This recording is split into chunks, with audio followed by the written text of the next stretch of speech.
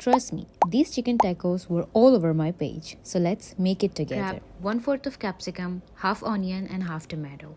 Take chicken breast and cut it into the pieces. 1 tablespoon of ginger garlic paste. Some seasonings.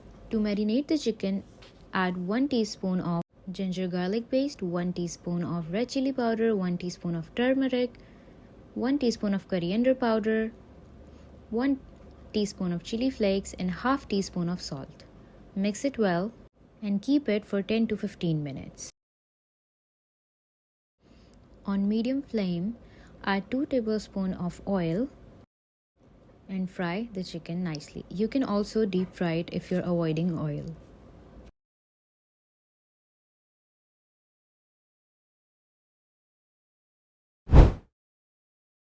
On the other hand, on low flame, I'm using the freezed chapatis and just frying them. Turn the flame off and apply tomato mayonnaise paste, some onions, add some tomatoes, some cheese, some mozzarella, and your fried chicken. Chili flakes are optional.